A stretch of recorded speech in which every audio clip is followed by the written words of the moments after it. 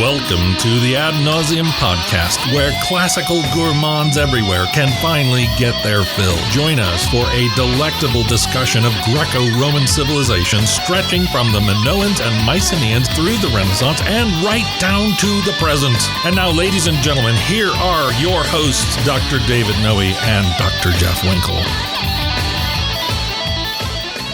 Welcome, listeners, to episode 123. 123. Yes, that's incredible. Yes, of the Ad Nauseam podcast. My name is Dr. Jeff Winkle, and I am down here in the bunker, as always, with my good friend and co-host, Dr. David Noe. How you feeling today, Dave? Yes, I'm feeling pretty well. So this is Vomitorium South, right? It is, yeah. We started out in the east, not in a basement, well, the basement of a dentist's office. That's right, that's right. We moved to Vomitorium West. We were in a Lutheran school, an elementary school. Yep. Now we're in Vomitorium South. There's only one place we haven't been. And are you scheduling a move? Is there No. something behind this? Breaking news. Right. There's no Vomitorium North. No, but at some point I would like to hit all the cardinal I think we points. should. Yes, exactly. Go right down the compass. I'm feeling great. Yep. So I've been occupied the last week in business ecclesiastical, and I was out of state a little bit, recovering from a cold, and I'm out of the woods on that, thankfully. But summer is here, and it's been great. So I'm feeling really well. You're doing quite a bit of traveling lately, and so it's going to pause for a long time, thankfully. does it grind? It grinds me down. Well, as I get older, yeah, exactly. It is less appealing. For some strange reason, I would rather sleep at home in my bed next to my wife than in some strange place. I can understand that too. Imagine that, right? Right. Yeah. But how are you doing, Jeff? I'm feeling good. Yeah, I love the summer schedule. I had a couple of days this past week where I had to really think about, is it Tuesday? Right. Wednesday? Oh, wow. You're starting to lose the days. Exactly, right. Now, that means maybe some of our 9-to-5ers out there don't want to hear that. But Probably not. But rub it in, will you? When you have that kind of that educator's schedule, the summer days just kind of become kind of merge into each other. Yes. Yeah. Like, not unlike, I would say, the various interlaced connected stories in an Ovidian epic. Wow, that was nicely done. Was that nice? I like that. So, we're talking about Ovid today. We are. 2 more Ovidian vignettes. It's been a while, hasn't it? It has. We've gone to this well a couple of times. No, I think 3. 3 times now, yeah. We talked about Atlas one time and some other stories. Deucalion and Pyrrha. That's right. What do you know was the title of that one. Oh, yeah, that was a good one. Yeah.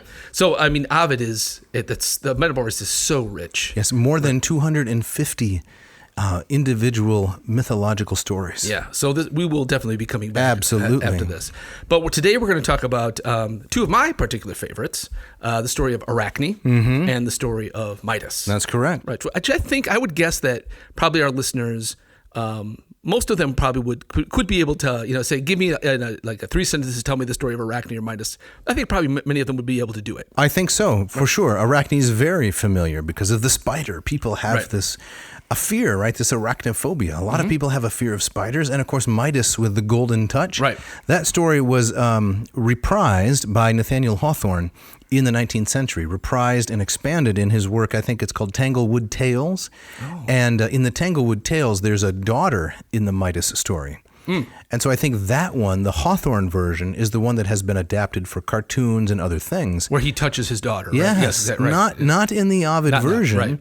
Right. And yet I think Hawthorne is responsible for how popular that particular version is. That's really interesting. Yeah. So, do we have an opening quote? Yes. We have an opening quote. But we don't have a shout out. We don't have a shout out. Okay. All right. I think people are still listening. I mean, it's an open question, but they're generally not contacting us. I think that people are. I think our listenership they're kind of humble. You think so? Yeah, they don't. Unlike the hosts, right? Exactly. Yeah, and so I don't want attention called to me, right? But it's about the classics. It's not about me. You think that's what's driving this? I think that's what it is. But so I want to just again gently urge the reader. We really want to celebrate you. That's correct. Right. So send us an email. Let us know who you are, what you're up to, and it doesn't have to do anything directly with classics. No. If you enjoyed the podcast, we want to hear about it, Yeah. and we want to tell other people about you. Right. We'll find a way to twist it into classical direction. Exactly. Don't worry. But the opening quote. Yes. You have this one. The author is Julia? Julia Hayduk That's is correct. the author. And this is an article entitled Arachne's Attitude, Ovid's Metamorphoses 625. So book 6. Yep. And what is it? line 25? Yes. Right. And this is an article that goes back to 2012. And I thought this was kind of interesting, in particular because Ms. Hayduk makes a connection to the Aeneid. Okay. And we spent enough time with that. We did. And she's certainly not the first one to talk about the influence of Virgil's Aeneid on the Metamorphoses. I think it's largely undeniable. Yes. But I thought this was an interesting connection with the story specifically of Arachne. Now, before you actually read the quote, Jeff, I would like to hear you trying to pronounce the name of the journal in which this was found. Mnemosyne? Yeah. Something like that. That's a tough one. Mnemosyne. It takes a lot of courage, I think, to give your journal a title that's really difficult to pronounce. That's a journal that says, we basically don't care if anybody buys this. Exactly. And this one, right? This is the, she a nymph? Help me remember here. No, she's one of the muses, right? Whoa. I'm way off base here. Okay. No. She's the mother of the muses. She is a nymph who slept with Zeus. And by her, Zeus fathered the 9 muses. That's right. Okay. I have been traveling too much. It is, man. My mind is shaken apart. Yes. All right. But so shall we launch into this? Yes, let's hear it. Okay. So the line in the Metamorphoses, Book 6, line 25, that Hayduk is wrestling with, is this one. Certet ait me cum nihil est quod victe recusem. And this is where Arachne has been. As we'll talk about in the tale, people are saying, you're really good at this weaving stuff, right. but clearly you're influenced by Pallas, and you got to give give credit where it's due. Yes, and so this is the line where Arachne kind of, I don't know, it depends on how you read it, kind of snarkily responds. I think so. That's how I've always read it. Right, and so we'll get to a translation of it because Hayduk gives it, but she writes. Arachne's retort to the goddess, whose mastery she refuses to acknowledge, initiates a well-known series of events. Arachne ignores the warning of Minerva in disguise, wins the weaving contest, and is punished for her victory. All modern English translators understand the sentence to mean something like, "Let her compete with me. If defeated, there is no penalty I would refuse to pay." So that's Hayduk says. That's the way that line has been taken. Okay. I propose, she says, quite a different translation of the second clause. There is no reason for me to refuse, defeated. That is, to admit defeat by refusing to compete. She says, this aligns better than the previous translation with allusions to Virgil's Turnus, with Arachne's situation and character, and with the irony of her story's conclusion. She goes on. In his memorable opening speech in Aeneid 12, which we just talked about a handful of episodes ago, right? That's right. Turnus, like Arachne, audaciously challenges an adversary whom divine backing makes invincible. And so now we get a couple of lines from the Aeneid. Nulla mora in turno nihil est quod dica retractant, ignavi Aeneadae ne quae pepigere recusant congredior, which Hayduk translates as, no delay in Turnus. There's no reason for the Trojans, spineless, to take back their words or refuse the terms they've negotiated. I'm fighting. So you remember this, where Turnus is kind of he's now kind of embracing his fate, or kind of giving into the role that he has to play. Correct. Right. So Hayduk continues, says this instance of nihil est quod plus the subjunctive clearly can mean only there is no reason why. The echo of nihil est quod dicta retractant in Ovid's nihil est quod victa recusam, with recusant appearing in Virgil's next line, makes it plausible to suppose that Ovid had the Virgilian passage in mind, especially if there are other links between Turnus and Arachne. In fact, such links, both at the verbal and thematic level, are so pervasive as to suggest that Virgil's doomed warrior is a primary model for Ovid's doomed artist. Well, that's really interesting. I thought it was interesting because that's something I'd never read or even thought about before. And so we don't have to dwell on it, but I thought if as we go through this tale, if other kind of connections between Arachne and Turnus kind of jump into my mind or your mind, that would be interesting to kind of expand upon. Definitely. Yeah. I give her high marks for her linguistic or philological sensitivity. I really like these arguments where an echo or a resonance is noted between two authors. Yeah. Now, it's easy to over-argue their significance. Sometimes it's just a phrase that stimulates the imagination and there's not a deeper thematic connection. Yeah. But sometimes there is a deeper thematic connection, and it's definitely worth exploring. Right. I remember making these kinds of observations or dealing with these kinds of arguments when I would teach the language classes. Right. And I thought a really good question, a legitimate question that would come up from the students often would, were these texts that well known? You know, in a world where very few people were literate, Right. Could people have heard that line of Ovid and say, "Oh, I recognize that from the Aeneid"? Yes. And the argument that I would often make towards saying, yes, indeed, is making an argument that in antiquity it was much more kind of a deeper kind of culture of memory Right. than we can possibly imagine today. Where Right. all you have to do is pull out your phone and look anything up. We live in a culture that doesn't prize memorization. Not at all. In fact, denigrates it. Yeah, exactly. And so I think that it was just a different kind of landscape of memory, where I think that Ovid could do that, and someone who knew their Virgil would have recognized that. Correct. What do you think of that response? Well, I think it's entirely possible that someone who knew Virgil could recognize an echo in Ovid. After all, this contemporary scholar, not a native Latin speaker, not immersed, was able to do so. So Right. why couldn't an ancient? Right? Sure. But I think another answer, which is probably even better, is Ovid doesn't have to be sure that his audience would recognize the reference in order for him to make it and enjoy it. Right. Or for it to be persuasive, because the same thing that made Virgil's phrase memorable will make Ovid's phrase memorable, even if the audience doesn't realize it's ripped off of Virgil. Right. Here's an example. I was watching the great Coen brothers movie, Raising Arizona. Yeah, one of my favorites. Yes, I've seen it a few times. I watched it with a new audience several weeks ago. Many of the lines in that movie are taken from Shakespeare. There are a number of Shakespearean allusions and references. And why it's so funny is because they're spoken from the mouth of this ne'er-do-well, what's his name again? It's played by Nicolas Cage. Yeah, I'm forgetting the character. Is it High? I think it's High. Yeah. That's his name, Yeah, right? yeah. And if you know that they are Shakespearean lines, it's all the more enjoyable. Right. But the enjoyment is still there, even if you don't know. Right. Exactly. It's just And the joke works. the deeper levels of enjoyment. It's a reward to those in the know. Correct. Yeah. And so the Coen brothers, I think, are partly writing for themselves. Of course. And while in one sense you can see that as kind of selfish, when done properly, it's the most enjoyable. Yeah. Right? Like when a painter includes in his portrait, some in his painting, some kind of reference to another painter. Yes. That's very satisfying when you notice that. Yes, exactly. I love that kind of stuff. Yes, I do too. Right. And I don't find it.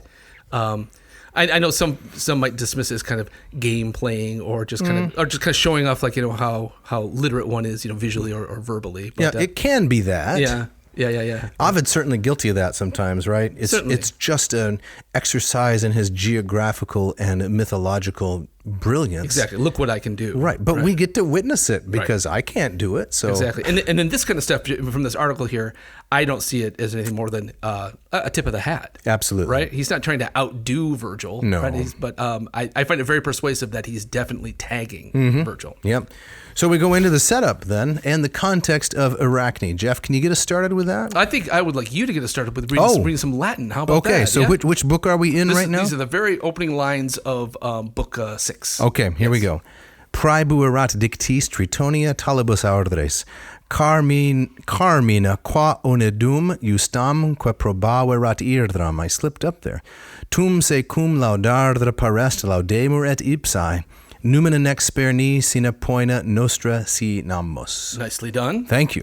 All right, now before I'm going to give a translation of those lines, what really struck me as I was reading a translation of the story was very often in my myth class, I'll talk about Arachne when I'm introducing Athena. And I'll reference the story and I'll give it, maybe 5 minutes. Okay. As kind of an example. Now, Is that because it's so familiar I think already? it's familiar, but it's also just it's a matter of there's so many other things I want to cover. And so, I'll give kind of this very kind of brief thumbnail sketch, and I say, well, yeah, this is a story about hubris, and there are lots of tales like this. So you do another kind of a few comparanda, and then I'll move on. But as I was reading the details of Ovid's version of the story, it's way more nuanced than just simply, oh yeah, human being hubristic, and here comes Nemesis, and they're punished for it. There's a lot more going on. That's how I usually tell the story also, the way that you initially described, is that I tell the story of Arachne when I'm going through the list of the 12 Olympians. Right? Yeah. So here's Athena, And here are the most familiar stories from Athena. Yes. Sourcing some from the tragedians, sourcing it from Ovid. And that's why I've always put Arachne in. Yeah. Likewise. Yeah. But maybe she deserves a little more time on stage for her own sake. I think so. And so if you look at the very end of Book 5, we have Minerva's involved once again, although not directly. She's just witnessed a song contest between the Muses and the daughters of Pyrrhus, the Pyrrhides. Right. And Calliope steps up to represent the Muses, and the daughters of Pyrrhus, they sing a song. Is this like American Idol? Is that what's going on? It is kind of like that, exactly. So they step up, and their song they choose is one that's critical of the gods. It makes the gods look ridiculous. They lose the contest to Calliope, and they are turned into magpies. And so the story is framed that says, well, why are these daughters, why are they birds now? Well, let me tell you the story. I mean, it's a very common Ovidian conceit, right? Yes, it's remarkable, as just a side note, how often persons are transformed into birds in the Metamorphoses. Yes, it's true. That was the most striking aspect to me when I first read the story. Yeah. Because we think of, changed into mammals? That seems a little more natural. Right. But changed into birds? Into birds, yes. I once knew a very small child, who said to me, this is going to give it away, "Daddy, I don't like birds." And I said, "Why not? They don't have people faces." I like that. Isn't that astute? It is astute. Because when you look at a mammal, it's got a roughly people face. It does. It's true. Right? A dog has a roughly person face. Interesting. My wife would love to hear that story. She has, what would it be? Aviophobia? Yeah, ornithophobia. Ornithophobia. She has always been very leery of birds. I can understand and I wonder, that. is it because they don't have people They faces? don't have people faces. They're creepy. Yes, and don't forget their lineage. People tell us they were once dinosaurs. Oh, yes. I don't know if that's true, but I'm just waiting for one of them to, tear into me. Go pterodactyl on you? Exactly. You can't really trust a bird.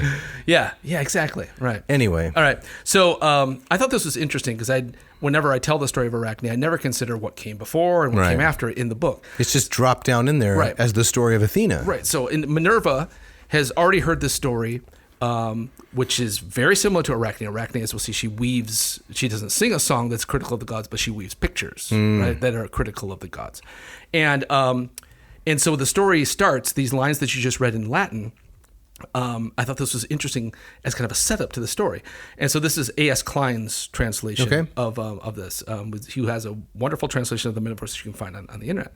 Klein writes, Tritonian Minerva had listened to every word and approved of the Aeonian Muses' song and their justified indignation. And then she said to herself, to give praise is not enough. Let me be praised as well, and not allow my divine powers to be scorned without inflicting punishment. So I just thought this was interesting, is that Minerva, before the whole Arachne thing starts, she's kind of primed to take offense. Right? And so she's got a chip on her shoulder, we would say. And I thought that casts. I mean, you can always do. You can always make too much of these kinds of things, right?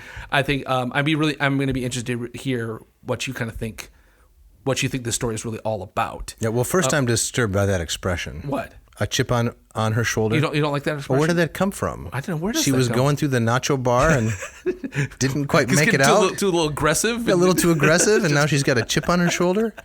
Right, and she's mad because she didn't get to eat all the nachos. I don't know what it is. Very interesting. But it means quick to take offense. Yes. Right. Right. Having a light trigger. Right. Yes. Going off too easily. Yeah, exactly. So she doesn't come in, and so as I realize when I've kind of told the thumbnail version of the Arachne story, I don't present it with, Minerva was, she just came in all innocent, right? Yes, and how dare this young lady, right? But I've told it that way too, and I wonder why. I don't know either.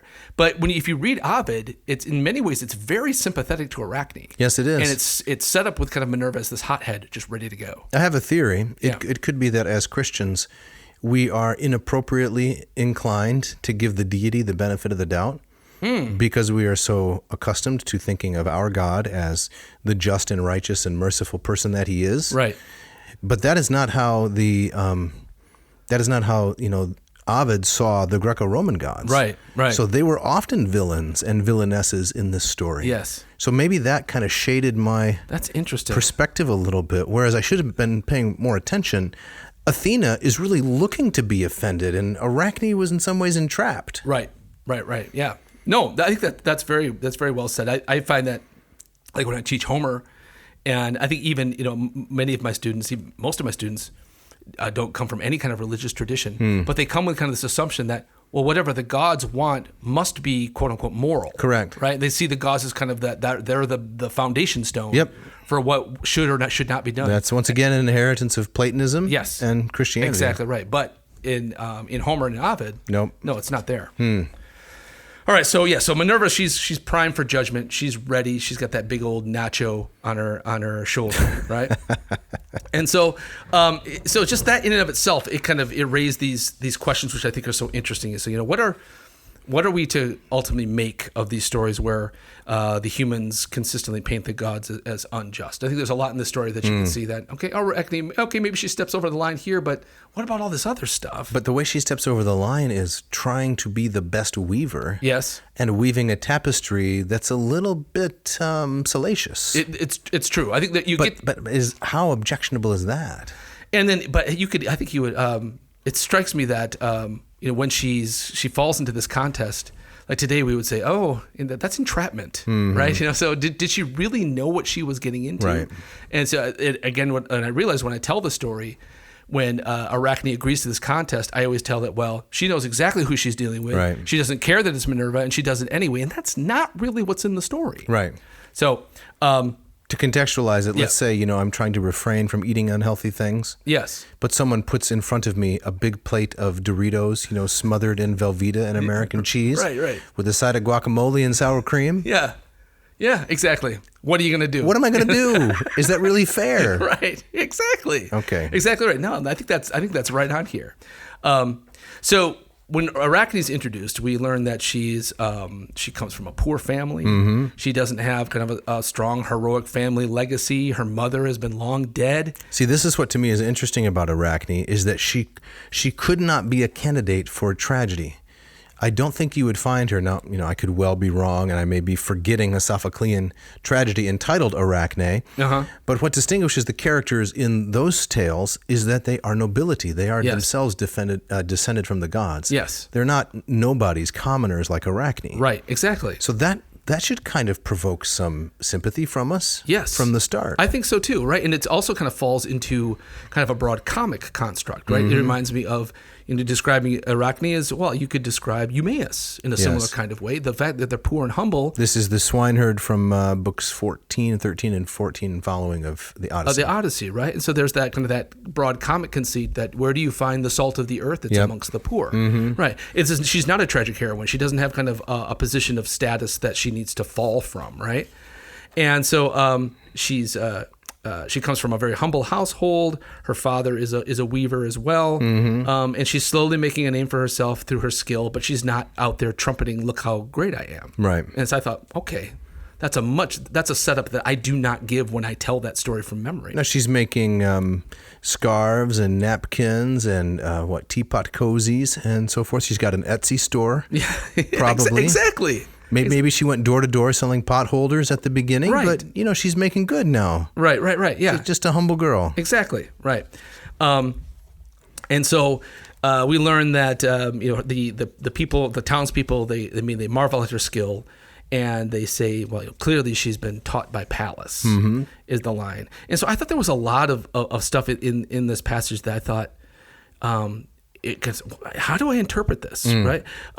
Because everything that Ovid gives us suggests that, well, no, not literally, she's not been taught by Pallas. Right. Or could you say that just anybody who's good at weaving is taught by Pallas? I think that's the convention. Is that the convention? And if you're especially good at something, you must have divine guidance. Okay. But from a literal point of view, Arachne's saying, no, she didn't teach me anything. But I guess she's not recognizing, she's good at weaving, so you have to kind of, tip the hat to the goddess. You have to. You have to. Right? So I think the NBA Finals concluded recently. I don't know. Is that true? I haven't been following it. I think. Okay, but there was some basketballing there recently. Was definitely some basketballing. Yes. And if someone was really great, that you might say, "Wow, that guy's another Jordan." Yes. Right? Or he's the son of Jordan, or right. he's he's breathing the Jordan inspiration, something like that. Yeah. Whether or not he ever really had any contact, with the supposed GOAT. Right. That's the connection. Right. You recognize the shoulders of the giants that you're standing on. Right. So can I read a little bit of the Ambrose translation? Yes, please. This is the Focus Classical Library, and this is the Z. Philip Ambrose by Hackett, by the way, cough, cough. So, With this, she, meaning Minerva, turned her attention to Maeonian Arachne's fate, who in the art of working wool she had heard would not cede pride of praise to her. In neither status nor family origin lay her fame, but in her art. Her father was Idmon of Colophon, who dyed with Phocian purple the spongy wool. Her mother had died, a woman herself of humble folk, just like her husband, but the girl had, through the Lydian towns, acquired a memorable name for herself, even though she lived in little Hippaipa and came from a simple home. In order to see her admirable work, Timolus's nymphs often left their olive groves. The nymphs of Pactolus often left their stream. The joy was not only in looking at the cloth she wove, but also at how she made it. So great was the grace of her art in rolling the raw wool first into balls, or shaping the mass with her fingers and softening the wool by adding more and repeatedly stretching it to look like clouds, or turning the rounded spindle with her lightly moving thumb, or adding designs with her needle. Taught by Pallas, you might suppose. You might suppose. Yeah. Right. Okay. Yeah. Nice. I like that translation. That's Been a good. while- been a while since I've looked at the M. Yeah. It's a little different than Lombardo. It's not quite as, I would say, terse and rapid. I would say it's a more expansive translation. Right. But very nice. Yeah. Yeah. And so, good. And so it's when the townspeople start to kind of say, "Hey, listen, you got to give credit where credit's due." Mm-hmm. This is where we get the line from our opening quote, where Klein translates as, Arachne says, "Well, contend with me, like bring it on. Right. I will not disagree at all if I am beaten." Right. Right. And it even struck me that is Arachne like directly challenging the goddess there? Is that hubris, you're saying? Or is she just saying, "Hey, if anybody's better, show me, and I will happily concede defeat to anyone who can do this better"? But is it conceivable that she could be better at anything than Minerva? I guess what I'm asking is that is she even talking about Minerva there? It just seemed. It's in the context of when people say she was taught by Pallas. I guess so. So maybe. Right. Okay. All right. I'll grant that. I'm not going to try to make some kind of modernist reading of this. Right. Arachne is this. As you did with the end of the Aeneid. Oh, did I do that? Oh, you were revising all over the landscape. Really? It was just kind of. I was scatting and bebopping all over the place. Yes, you were. Jeff, revisionist Winkle. I'm not going to go there Okay. here. All right. So anyways, so Pallas, Minerva comes down. She disguises herself as an old woman. Mm-hmm. There's lots of stories in Ovid that where the gods do this kind of thing, right? And she encourages Arachne. Says, "Yes, you're very good at that, and and follow this. Clearly you've got some skill here."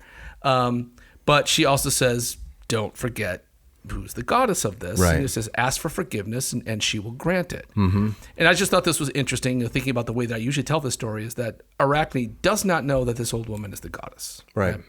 And so I think that's at the very least a small mitigating factor in this, right? So now you're a musician, right? A guitarist, piano, etc. Mm-hmm. And I don't know if any of your sons are interested in music. They are. Yeah. Okay.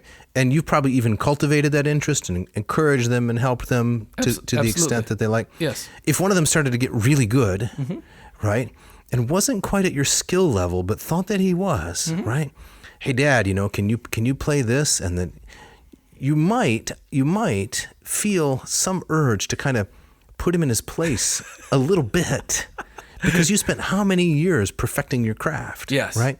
But there would come a time probably where you would be genuinely happy that he had outshone you. Yes. But not quite yet. Right. He's got to actually prove it. Yes. Okay. I just wonder if that kind of dynamic is at work in Athena, Minerva, Yeah. at all. Yeah. I don't think she would be genuinely happy to be bested. No. And I think even in Ovid's version here, you could make the argument that she is bested and she's not happy about that's it. Right? right. Right. Exactly. No, I like that analogy a lot. Right. So, all I'm saying is that in reading this version carefully and in detail, there was a lot of stuff there that I thought, brought a lot of my sympathies around to Arachne more so than in the way that I usually tell the story. I agree with that completely, because I think we have told it from the same perspective in the past. Yes. So here I'll give Klein's translation of what follows. So again, Minerva as the old woman says, "Hey, ask for forgiveness, and the goddess she'll be okay with this." Okay. So Arachne looked fiercely at her and left the work she was on, scarcely restraining her hands, and with dark anger in her face. Pallas, disguised, it is true, received this answer: Weak-minded and worn out by tedious old age, you come here, and having lived too long, destroys you. Let your daughter-in-law, if you have one, let your daughter, if you have one, listen to your voice. I have wisdom enough of my own. You think your advice is never heeded? That's my feeling too. Why does she not come herself? Why does she shirk this contest? Okay, so now she's starting to... She's demonstrating some actual hubris. Right. She doesn't know. This is why Klein says, disguised it is true. She doesn't know she's speaking to Minerva directly. Right. But she is. She is. Exactly right. In the grand scheme of things, in relationships between the gods and humans, it doesn't matter if you know who you're talking to or not. This is crossing a line. Right. So since I seem to be the pop culture guy today, I'm the Johnny Pop. Yeah, big time. Joey Pop. I'm enjoying it. Yes. All right. Have you ever seen the reality TV show Undercover Boss? Yes, I have. Yes. Some of those are pretty funny.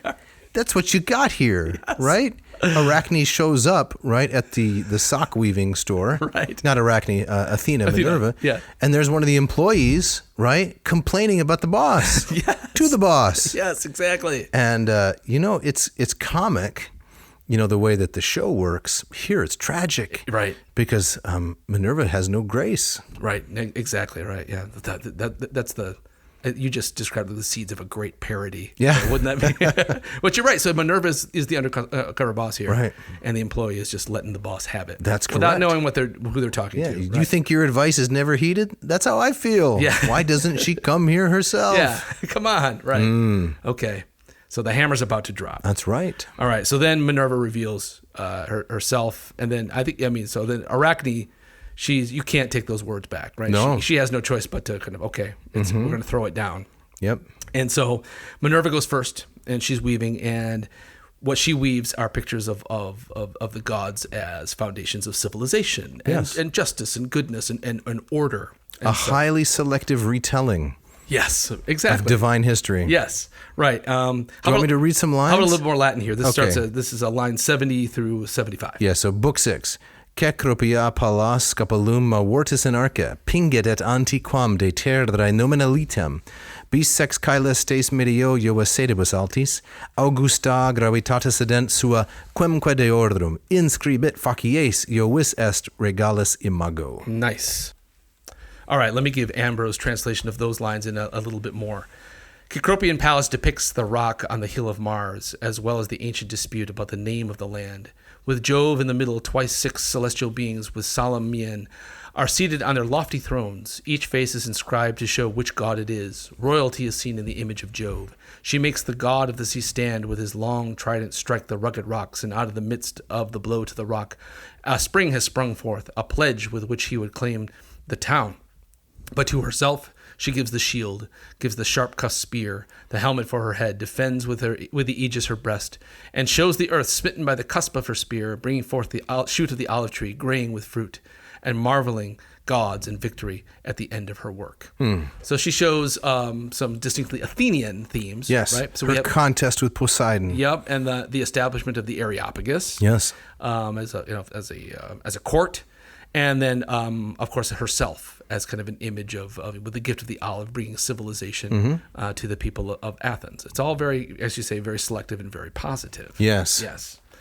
Like most autobiographies, right? Yeah. When you write your autobiography, The Winkle Years. Yes. What's going to be in there? Well, it's going to be warts and all. Really? Yes, exactly. Nobody wants to read that. Yeah. Well, no, you do. You have actual warts, like on your feet or something? You're going to include photos of that? You know how most books have a part in the center where there are photos? Yeah. Right? We're going to turn to that, and it's going to be photos of your warts? Yeah, they'll be black and white. They'll take some of the edge off. Right. But no, I want to see that. Since you brought it up, yeah. Right? I was reading a biography that was highly recommended to me because of my interest in music and pop music. Yes. And this is the autobiography by. Do you know who Dave Grohl is? I do. He was the drummer for Nirvana. Now he's the Foo Fighters guy. Yes, he came on after music had died in 92-ish, 93-ish. Yes, right. Okay, gotcha. Right. So let's see how you feel about Mr. Grohl. Okay. Well, I'm a fan. Okay. I like him very much as a musician and as a personality. So He Grohls on you after a while? Exactly. Right. So I was very much looking forward to it. And I know a lot about his life just from stuff I've read. And I was been peeping in the windows, so to speak, for a couple decades. So I was looking forward to kind of having his take on some of these seminal events in his life. And most of these events where it gets ugly and tragic, he glosses over in a sentence or two, and then it's on to look how many famous people I know. Oh, I can't believe I'm hanging out with AC/DC. Right. I'm at the White House. And it was so boring. Here I am at the beach. Look at that. Oh, is that Paul McCartney? Oh, we're just hanging out. Did you get your money back? I got it from the library. I'm glad I did not buy the book. But I thought, I don't want to. This is no good. When I read an autobiography, I want the warts. You want the dirt. I want the dirt. You know, lay yourself bare. Right. So Athena doesn't do that. No, she does to not. bring it back. No, it's all a very rosy retelling. It's very much like Grohl's autobiography of Athena and her wonders. Right. Now, Arachne's work is also selective, but in the other direction. Now, this is where I think she shows either tremendous courage or tremendous foolishness. Right. And I have this feeling that we have talked about this a little bit before somewhere on the podcast. We've never devoted a whole episode to Arachne, have we? No, yeah. Gasp. Yes.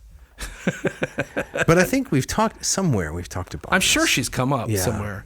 Because we've talked about these themes before. Of course, right? This is not the deadly wish. This is hubris-meets-nemesis. Hubris-meets-nemesis. Right. But I mean, there's part of it, like, it's almost like Arachne says, well, I realize that when Minerva reveals herself, she probably thinks, I'm done for. So why not just go all in? Go out with a bang. Exactly right. Right. It's like in Seinfeld when Costanza, getting fired, he says, I want people to say that guy got canned. Right. So Minerva's going to give a selective retelling. Here is the expose. Right. Here's the truth. Yes, and it is phenomenal how condensed this is. And I'm just going to ask. So, are you going to write the real story of Dave Grohl and pick out those spots and just put all the dirt in there? Somebody has to. Okay. All right. It's not going to be you. It's not going to be me. But that's a project waiting to happen. Okay. Right. So Ovid he devotes 24 lines to Arachne's tapestry. And in those 24 lines, he describes 21 acts of rape. Jupiter, 9 acts. Neptune, 6 acts. Apollo 4, Bacchus 1, and Saturn 1. And which I think is a really striking retort to is, remember, Athena, she wove something about Jupiter, about Neptune, and herself. Yes. And so paragons of virtue and order, right, blessing mortals and bringing them peace and happiness. Right, exactly. So I think that Arachne's response is, well, look at what Jupiter's done 9 times. Look what Neptune's done 6 times. And I think Apollo is kind of a masculine stand-in for Athena, god of the city, right? And if she's going to keep it to the theme of sexual violence, these are going to be male figures, right? Yep. And then Bacchus once and Saturn once. It's not just describing these detestable acts of the gods. It's a direct response, or the other side of the coin of what Minerva has just woven. Exactly. Yeah. And she weaves it in real time. Yeah. Which is impressive. Very impressive. And I don't understand much about tapestries or much about anything, but the little that I do understand is that when you weave a tapestry, you have to have a couple of threads at the beginning, but the whole picture, you've got to introduce threads whose presence in the picture won't be obvious until you get to the end. Yeah. So there's a tremendous amount of foresight. Yes, exactly. That is required in putting something like this together. It boggles the mind how anybody could do that. Yes, it does. Yes. I'm boggled. Yep. Not raccoed, but boggled. Right.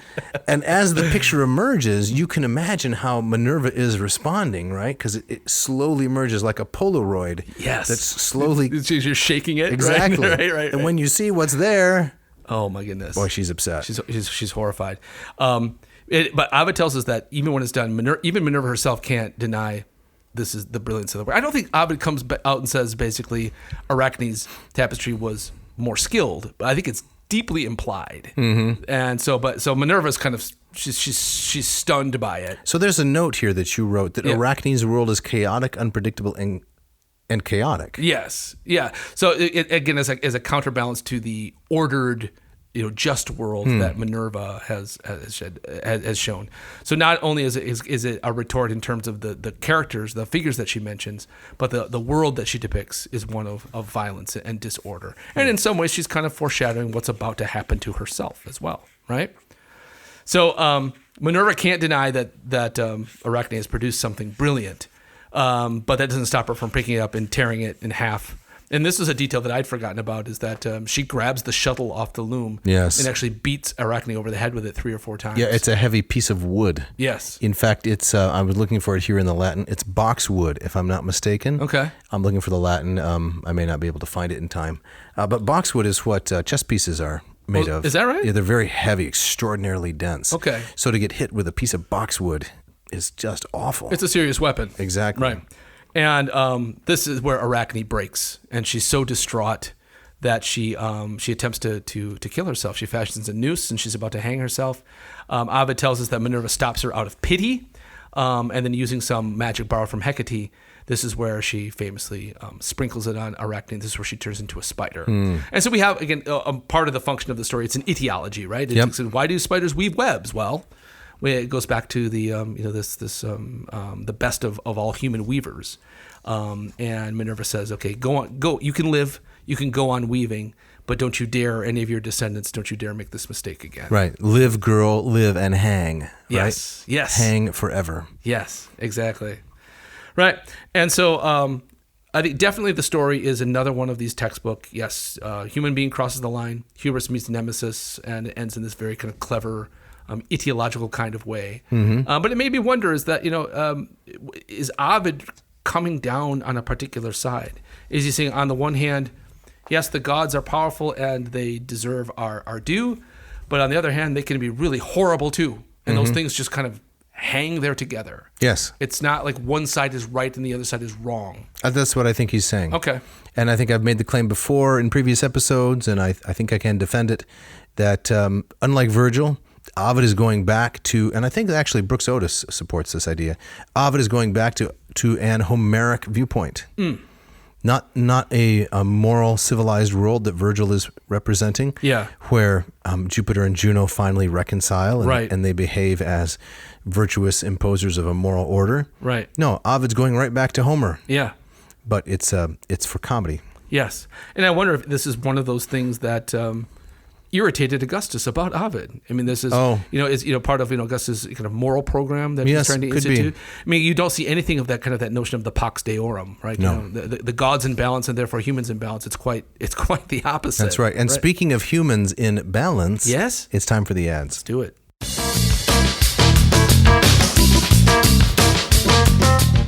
This episode of Ad Nauseam is brought to you by Ratio Coffee. Dave, I'm very excited. Let me know why. Because this morning I got an email saying that my Ratio order has shipped. Oh, right. And this is... What's coming? The hulking carafe. The flagon? The flagon. Wow. Right. What is this going to do? It's a game changer. Okay. Right? So for many months now, I've had the Ratio 8, this wonderful machine. The bigger brother of the 6? Yes. And I've had the hand-blown glass carafe, which is a beautiful work of art. I've talked about how much I love just kind of the way it pours. The way it pours is brilliant. But it's also, you have to drink it right away. Well, it's not designed to keep the coffee hot. No, it's designed as a beautiful way to serve the coffee. To serve the coffee, right, exactly. And so often in the mornings, I am an early bird. I get up very, very early. And my wife, with a people face. With a people face, exactly. Right. And my wife sleeps in a little bit more. We both love coffee. But I don't like making, 2 pots. It's kind of a pain. Right. And so I often find myself very impatient because I'm waiting for my wife to wake up. Come on, wake up, drink the coffee. However, when this carafe arrives, it's going to change everything because I had one of these carafes when I had the 6, and it's astounding how long this keeps the coffee warm. Yep. And there's no radiating heat pad. No scorching from below. No Kindle brick. No, it's just the incredible insulation of this thing that can keep it warm for hours. Yes. Now I have had my hulking flagon, the carafe, with the double insulated walls. Yes. For at least a couple of years now, and I have been brewing directly into that. Yeah. So I don't brew into the borosilicate glass. Do you have one? Carafe, which you have the glass carafe? Well, I don't anymore. Oh, you don't? Because I broke it. Oh, I'm sorry. It was an accident. Now you made me speak about it on air. Okay, let's get past it. In fact, I broke 2 of them. Now they're very sturdy. Yes. But I'm just very clumsy. So there you go. Okay. Gotcha. Anyway, hulking flagon. Yeah. put that in there. As you used to like to say, you can store plutonium in it. Totally. And carry it around the neighborhood. Yeah, it's true. It keeps the coffee warm for a very long time. The cleanup is easy, right? It's very, very simple. Yeah. So I can't wait for this thing to arrive. I'm going to be watching. I got my tracking number. And I'll be every 5 minutes. Every Track. 5 minutes. Track. Exactly. Yeah, right. I can't wait. I love my machine. Every morning, the perfect cup of coffee. Now, these are not cheap machines. These are not. I do say they're inexpensive if you compare the cost to the value. Yes. They're still inexpensive because they will last virtually forever. Right. It's true. These are things that you could pass down to your children if you so wanted. Right. Yep. But first you have to get one. Yep. And how does our listener do that? They do that by going to ratiocoffee.com. That's RATIO coffee.com. You find the machine you want, the 8 or the little brother, the 6, and you type in this coupon code, ANCOA6. Yes, what does the A stand for? Accessible? Yes. Is that what it was? Okay. Because it's just a one-touch button. It is a one-touch button. And then you got bloom, brew, ready. Ready. That's all there is to it. So check it out. Yes. This episode is also brought to you by Hackett Publishing. Hackett, with offices in Indianapolis, Indiana, and Cambridge, Massachusetts, have been offering high-quality, affordable translations to the reading public for now 50... I think it's 51 years, 51 years. Yes. It's incredible. Yep. They have a tremendous catalog of all things classical and things not classical. For example... Well, looking through their catalog, I've seen things on Islamic history. I've seen things on all kinds of philosophies, not just ancient philosophy, but the philosophy of the ages. Right. All kinds of collections. One of the things that I love about Hackett, you can find translation of the same works by different translators. Yes, we have here with us today in the studio a translation of Ovid's Metamorphoses by the great Stanley Lombardo and also by Philip Ambrose. That's correct. And so you'll be hearing from the Lombardo translation in the next segment. I can't say enough about these guys. I mean, they would like Arachne, right? They're very humble about the way they go about business. They don't toot their own horn, but they have tremendous skill in kind of threading that needle between high quality work and being very, very affordable. That's correct. They don't, unlike Arachne, they do not cross the line just into bald-faced hubris. Into actual hubris, right? I've had the privilege of teaching philosophy a couple times at a former institution, and always teach a little segment on Descartes. So that thin little volume published by Hackett, it's kind of a aquamarine-ish color, right? Yeah. High quality translation and very affordable. So there's no reason not to purchase something like that. So if our audience is interested, Dave, what should they do? They should go to Hackett Publishing, HACKETT, HackettPublishing.com, or get your AI bot to do it for you, right? They can do that now? I don't know. They can order your books for you? There's a lot of tasks I'd like to unload. Gotcha. Right? And browse the catalog or have your AI bot do it. And when it comes time to place your order, you need to drop a coupon code into the little grocery basket spot. What is that code? That code is AN2023. And what will that get them, Jeff? That will get them two wonderful things. Get them 20% off their entire order. Really? And also free shipping. Check it out.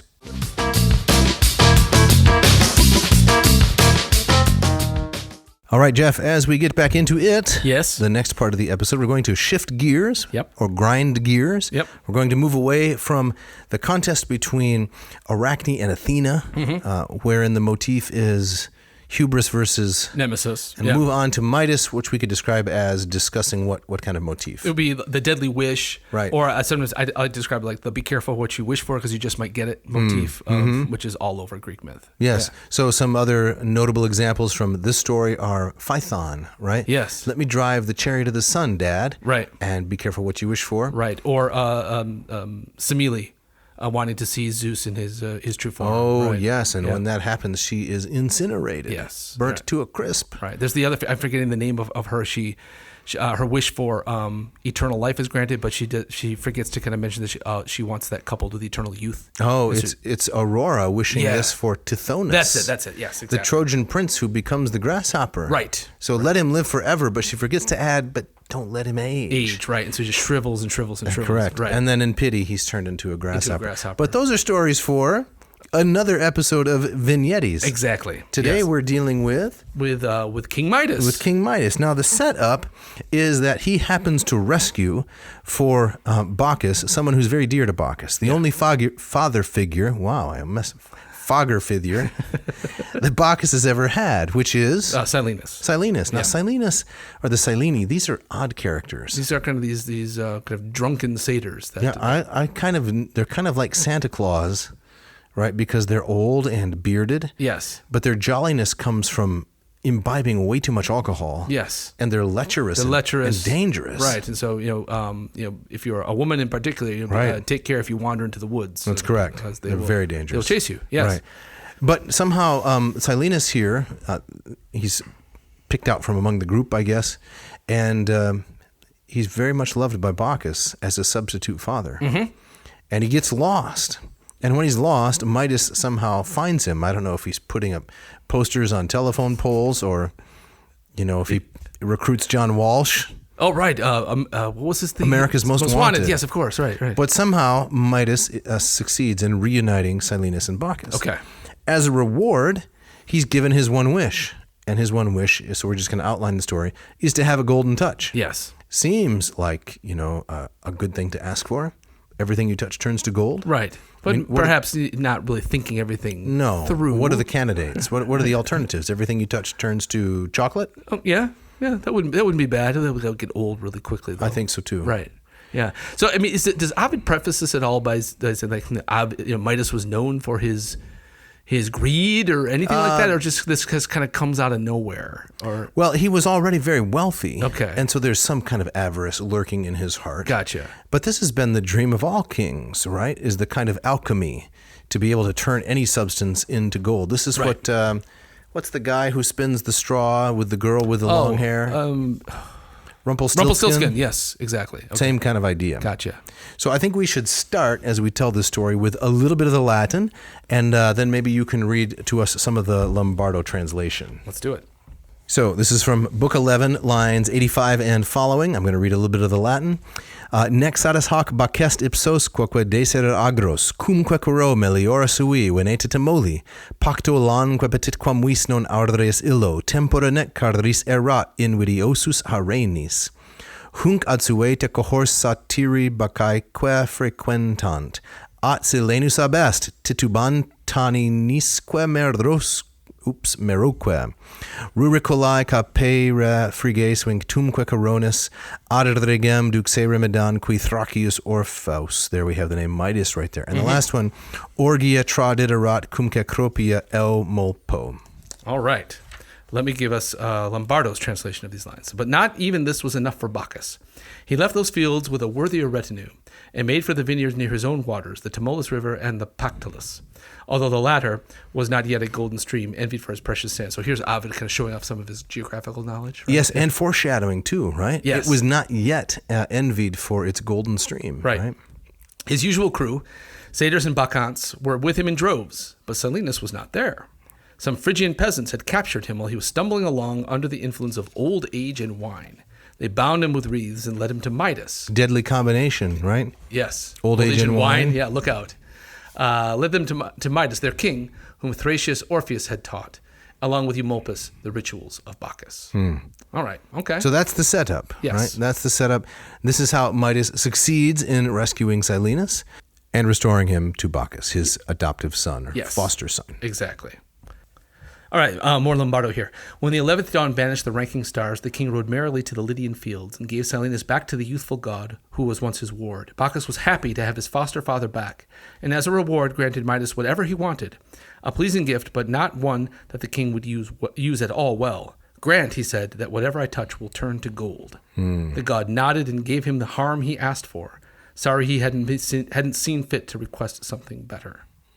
So what happens now? Well, now he ends up kind of like, he tests it out. He doesn't really believe, could this really be true? Right. And now he starts grabbing things. Right. And he's really excited at first, but then he quickly realizes this is going to be my downfall. And in fact, this is kind of played for comedy, I would say. Yes. If I can read a little bit of the Ambrose translation here. Then Liber nodded assent to the choice, bestowed the dangerous gift, etc. The Berecintian hero, that's Midas, departs content and happy in the evil thing, and tests the veracity of the promise by touching things in turn. And scarcely believing his eyes, from the lofty oak did not draw down a branch of green, the branch had turned to gold. He picks up a rock from the ground, the rock also paled with gold. He also touches a clod. At his powerful touch, the clod becomes a heavy mass. He broke off heads of Ceres, ripening grain. The harvest was golden. It's a pun, you see? It's a golden harvest. Yes, I got it. I like a good pun, don't you? I do. Okay. Yeah. Right. And then then he goes on, he picks an apple. Yes. That turns to Read gold. some of the Lombardo, Sure. if It you says, would, please. he picked an apple from a tree. You would think that it came from the Garden of the Hesperides. With their golden apples, right? Yes. If he brushed his fingers on the soaring columns, the columns gleamed. I thought this was nice. When he washed his hands, the water could delude a Danae. So she's the one who was impregnated by Zeus in the form of a golden rain. Yes. Right? So the water turns to gold. Mm-hmm. His mind could hardly contain his hopes, imagining that everything was gold. Deliriously happy, he sat down at a table on which his servants had set out an elaborate feast. Right. Now, okay. Piled high with food and not lacking for roasted grain. But then in truth, when his right hand had touched the gifts of Ceres, the gifts of Ceres grew hard. So this is how, Frosted Flakes were invented, I think. Right. I'm thinking a pair of rubber gloves could have maybe. Yes. Could have been a. Those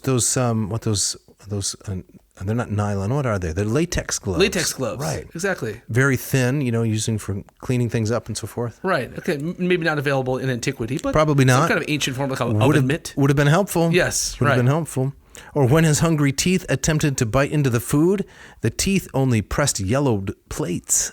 So even his teeth have the golden touch. Right. Maybe he was when he asked for the wish, he was thinking anything I touch with my hands. Right. But he again with the problem. Oh, you gotta specify your wish. That's correct. Right. You have to ask the gods for very specific, rules of engagement, a triplicate form. Yeah. Right. Like buying a house. I thought it was an interesting detail that Bacchus grants him his wish, but we get inside his head. He says, okay, you can have it, but he's disappointed that he didn't ask for something wiser. Yeah, exactly. Bacchus didn't say, "You want to rethink that?" And it was just, it's kind of that's sometimes kind of the rules of the game. Whatever comes out of your mouth, that's what you're going to get. Yes. Can you read through some of the other things that he touched and how deleterious were the consequences? Sure. He said, water mingled with wine. The wine of Bacchus, who gave him his gift, flowed into his mouth as molten gold. This was an alarming turn of events. Rich and yet wretched, he yearns to flee his wealth, and he hates what he asked for. No amount of food can relieve his hunger. His throat burns with thirst, and he is, through his own fault, tortured by gold. And lifting his hands and glistening arms to heaven, he cried, "Forgive me, Father Linnaeus, for I have sinned. Have mercy upon me and save me from this glittering curse." Now, this is interesting, is that if we compare this to the Arachne episode, this, of course, is our words that Arachne never speaks. Right. It suggests that if Arachne had said, "You're right, you're the woman, Minerva," right, everything would have been okay. Here, Midas breaks down and he asks for forgiveness. Right. Yep. Now, the contrast here, a nice contrast I sometimes brought out when I taught myth at that former institution, is with the story of King Solomon in 1 Kings chapter 3, where the Lord appears to him in a dream and says, "Ask for me whatever you want me to give you." All right. And Solomon famously does not go with the deadly wish motif. Right. He asks for wisdom to govern God's people, and God says, as a consequence of your, wisdom in asking for the right thing, I'm also going to make you wealthy. Right.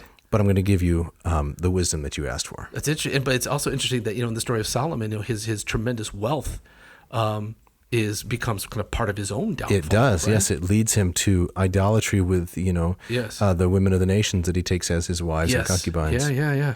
So how does Midas get out of this terrible fix? I think it's because he breaks down and he says, I did something terrible and forgive me. And in Lombardo's translation, the next line is, "The gods are kind," which maybe not all of them, not all of them, and not all the time. No, but it says because he confessed his sin, Bacchus restored to him what he was before and rescinded the pledged gift. Yes. So what does he do then? He has to go and wash off some of the golden touch. And where does he go? He goes to the river, which is it comes to be called Xanthus. That's correct. The Yellow River. The Yellow River that features very prominently in Herodotus's history. Right. The war between the Greeks and the Persians, and it's famous for its gold. Yes. So we have yet another etiology. Right. This is why the river is so laden with gold. Yeah. So you start to see kind of a rhythm and almost a formula to these stories, right? It's human makes a terrible mistake. Sometimes they're punished in a very clever kind of way. In this case, Midas escapes that judgment. And then there's kind of and this is why this mountain looks this way. Or this is why spiders are the way they are. Which is kind of an odd ending in some ways, to turn it in an etiological direction. Do you find it kind of an anticlimax in some way? No, it's just unexpected. I think we're expecting some really strong moral point to be made. Yeah. But the moral point is more contained in the narrative itself. Yeah. Ovid doesn't have to, at the end, say, and so you should be careful what you ask for. Right. That would be a little trite. Yes. He goes in another direction. Yeah. So here's Ambrose. The king approached the ordered water. The golden touch imbued the river and receded from the human body into the stream. But even now, from the seeds received from the ancient vein, the fields are hard and pale with clods made wet by gold. Nice. Yeah. I'm coming more and more to appreciate Ambrose. I think, by and large, I'm more of a Lombardo guy. Well, we've been trumpeting Lombardo all through the translation and the series on the Aeneid. Right, but there's a poetic finesse in Ambrose that I really like. Yes. Yeah. Now the story goes on from here, and we're going to have to leave Ovid, I think, and wrap up our episode. Yeah. But the story goes on, and Midas becomes a judge in a musical contest. Yes. Between Pan and Apollo. That's right. And that's a great story, which includes some asinine behavior at the end. Indeed. Yeah, but that will be a tale for another episode. Another episode. Yeah. So, Dave, we got to get out of here. Indeed. We're up against it. Before we do, tell us a little bit about the Moss Method, LLPSI. What's going on there? Sure. So just this morning, we met for our weekly Moffus hours. Nice. Now, they have been somewhat interrupted because of my travel schedule, but we're back on track. Excellent. We met for an hour. We read from some Greek the story of Penelope and Odysseus, an adapted prose version for students. Just signed up some more students this week for the Greek course. Great. Go to mossmethod.com. Check out my course. It's got 4 modules. It's a highly, carefully, another adverb kind of thing. Put together with precision and diligence, I hope. It will take you from neophyte to erudite. Yes, you will learn a lot of Greek. Now, as I like to say, there may be better programs, but I believe the combination of the cost and the level of expertise and thoroughness is pretty much unmatched. Indeed. And if they go to mossmethod.com, there's lots of free videos they can check out, and so you can jump in with a good idea of kind of what you're in for. That's correct. And it's asynchronous, so you can start anytime. Fantastic. Self-paced, expert, accessible. Good. I also have the Latin program, latinperdiem.com/LLPSI. Yes. Right. So this is Hans Orberg's Lingua Latina per se illustrata. Signed up a student just this morning.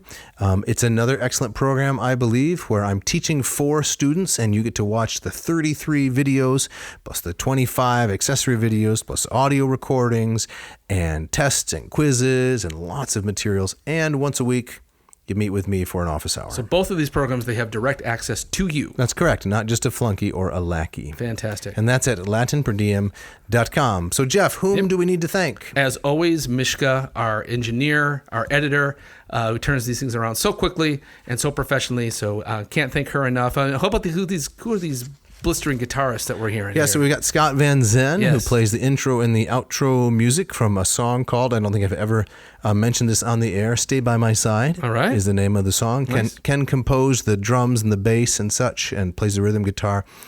Scott plays the lead guitar with all that whittly diddly. Yeah. That's so nice. Ken plays the bumper music for the ads, and very generous, very grateful for their contribution. What a couple of talented dudes. Man. Absolutely. Unbelievable. Yeah. And so, hey, again, a reminder, if you want a shout out, we'd love to hear from you. If you got questions, ideas for an episode, don't hesitate to drop us a note. You can write to Dave at adnauseam.com. Don't forget that V. Or Jeff at adnauseam.com. Do not forget the V in the email address. Yes. Go to adnauseam.com.